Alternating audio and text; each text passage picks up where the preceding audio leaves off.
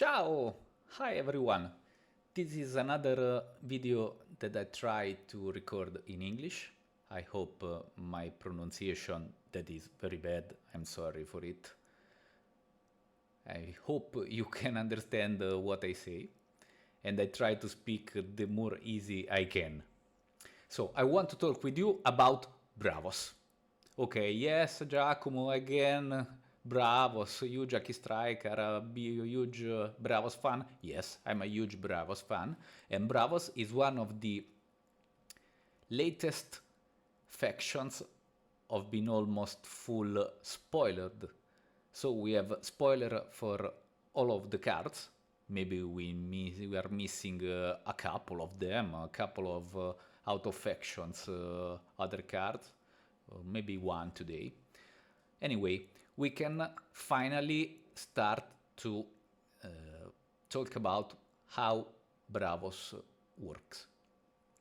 So, Bravos, as you know, has got three main heroes that are KOJO, Atsadi, and Basira.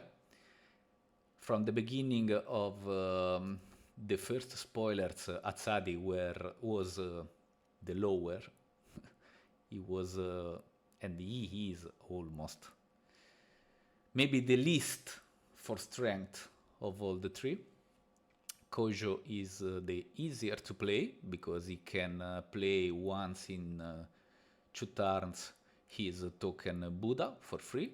That is Chu Chu Chu. That is almost very good, like a brass bag. And then there is Basira that, in my honest opinion, I think will be the most played hero for Bravos because Basira can turn around good mechanics. Anyway, what do we have to speak about Bravos playstyle? Bravos playstyle rotates around the mana ramp, around boosts, seasoned, whale side mana cost. Many characters are very high mana cost. I wrote Bye Bye Fleeting, and then I will explain why I think so, and the tough. These are the main specific for the faction of Bravos. Let's start with boosts and seasoned. In this kind of faction, you can have many cards that boost themselves or other cards. In the left side, you can see Ouroboros Trickster, that is an out of faction that I think anyone will ever play because it's very bad. Ratatoskr can be good. Chiron will be very much playing because it's very useful. And the physical training that is almost a staple card in every Bravos deck. It can be a choice, but for me it is a staple. Because for 3 manas I have a 3/3/3 on another character that is already on the expedition zone, but I can draw an extra card. And I can play this card twice in a row, even from the reserve. So boosts can be very useful. Then there are many characters that have got, the only few that have got the support ability, the Echo. For example, Atlas and Kappa, they can boost other characters. In the right part of this image, you have the seasoned characters.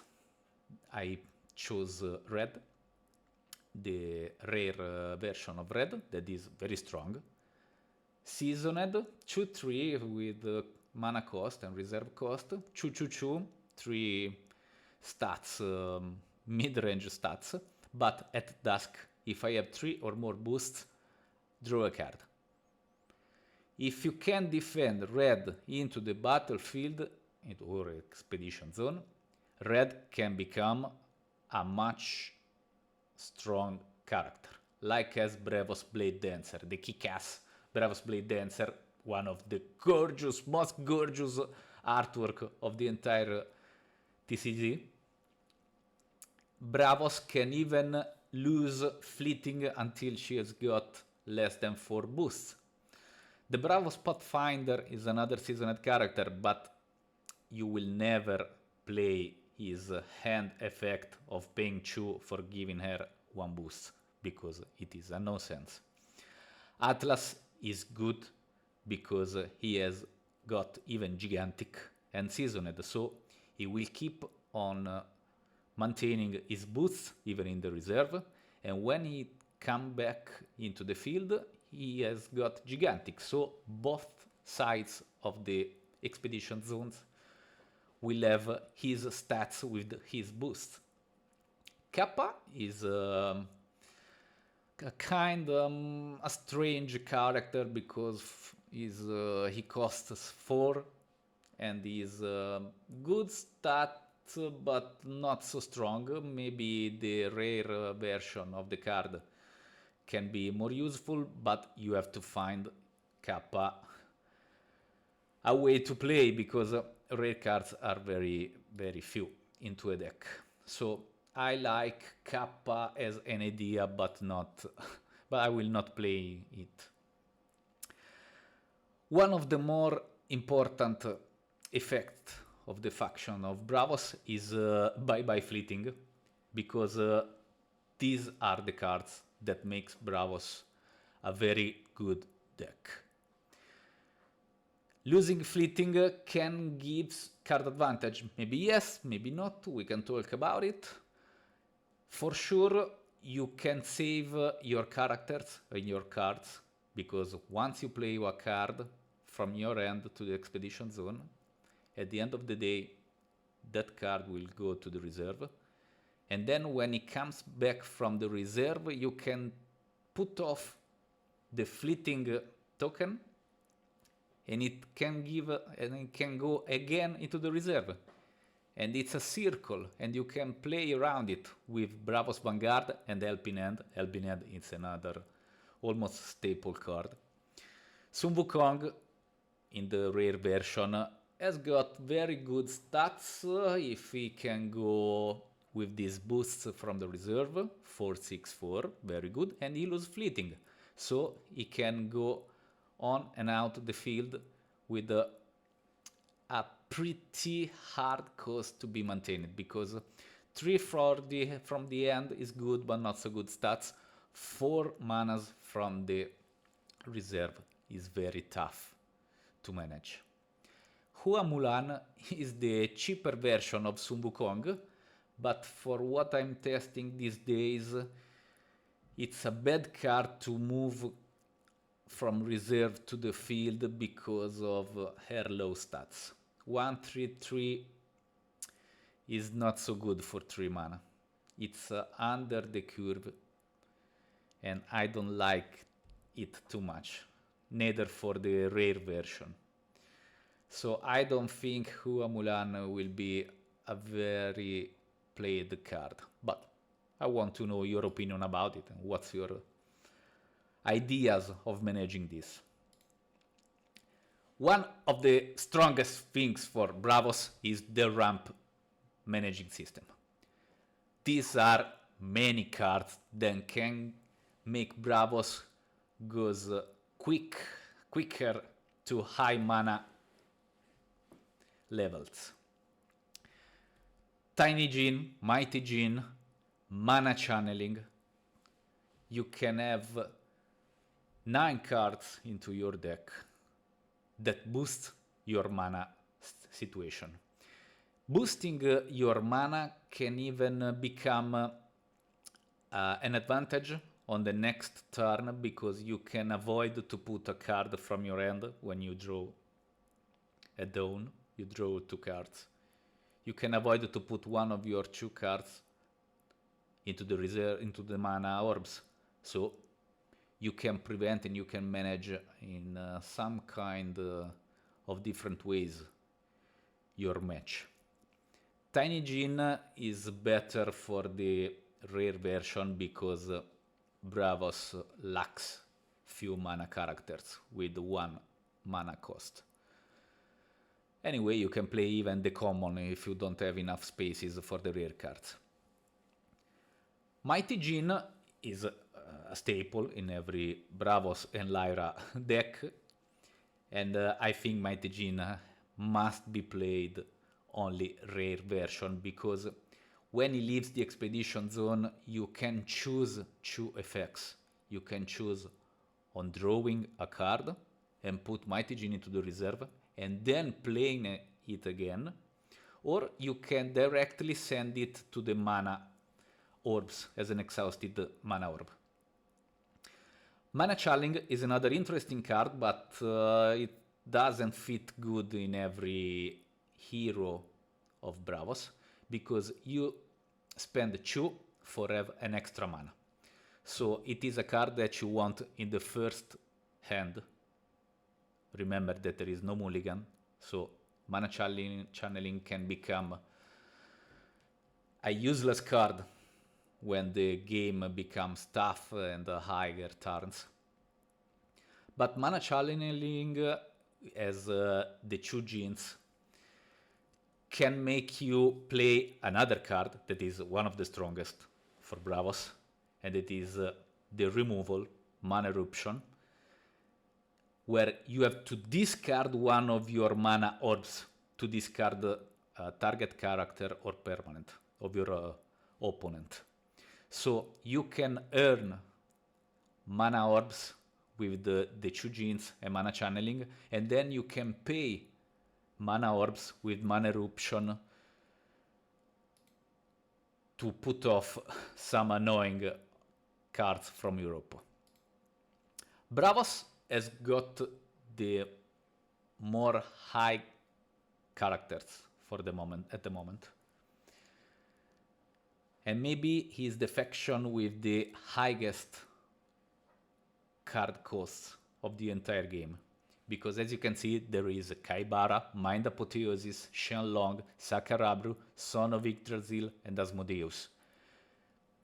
These are 2, 4, 6, 8 cards with at least 6 mana costs. It is very, very high cost. You have to balance them because it's not easy to play. I think neither 2 of them into your deck. But you can build a very curious situation, because Mind Apotheosis into the Atsadi deck will be a stunning card. He will be very strong. It only depends on what cards you will draw when you use Mind Apotheosis. Kaibara is the strongest card for Bravos, because for the common version or the rare version, he's got Gigantic and he's got Tough. I've already talked about Gigantic, and I will talk about Tough into the next pick. Shenlong has got good stats, but only for one side, while Kaibara has got a Gigantic for both sides. Sakarabru, you will never play Sakarabru as an out-of-action card, because it can be good for making opponent expedition backwards one region, but 7 mana cost for a 4/4/4 is very useless. Son of Yggdrasil is a kind of strange card, because it's got Gigantic with a good stat for green, that is 6. And it can be double 6/3/3, very good. Asmodeus is situational card. I don't like it too much. Only because he only has got a 5/5/5 that can become a 8/8/8. But for a 6 card, I don't like it too much. Anyway, you can have fun on trying to put those strong cards into your deck. And then we can talk about Tough. Tough is a characteristic very important for the Bravos faction. Achilles is one of the cards I like very much, because for a 5 cost, it can be very good, especially in the early turns of the match. If you play Achilles into turn 2 or 3, it could be very hard for the opponent to put him off the field, and so it should almost grant you to go on your expedition side. The permanent, the Spindle Muna Bastion, is unplayable for me. I don't think you can find space for playing that card. Shenlong Rare is very good, because 999 for 6 costs is very much with tough 1. And then you've got Kaibara, and Kaibara has got a strange tough effect, because Kaibara has got tough X, where X is the number of regions between your hero and companion. So the more they are closer one to each other, the less tough you will get. So you can build kind of fun situations with tough. But I think Achilles will be the only one card of being played for tough. What are the Bravos' fragility?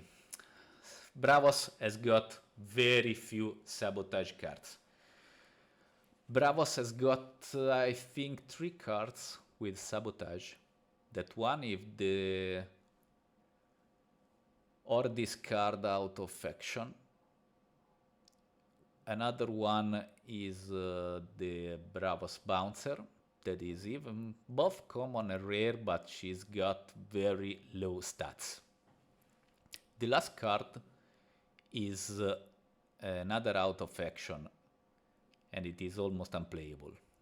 Bravos then even got to even very few resupply cards. The Muna Bastion is the more useful card that you can play about turning a resupply as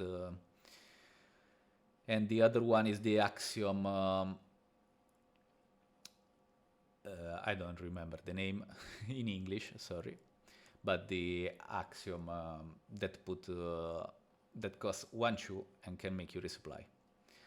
Bravos has even got a few low mana characters with 1 cost. That 1 mana cost characters are very useful, especially for being played as an after you card. Bravos has got very few of them. And in conclusion, Bravos has even got only 2 permanent cards, 3 permanent cards. You even got the Kelon producer of token for boost, but you've got only the Bastion, Haven, the Bravos Bastion, and the Muna, the Spindle Bastion. So these are the fragility of the match. I would like to know your opinion about Bravos. I would like to know what do you think about what I've said. So make me know what you think and have fun. Thank you e ciao. Ciao a tutti.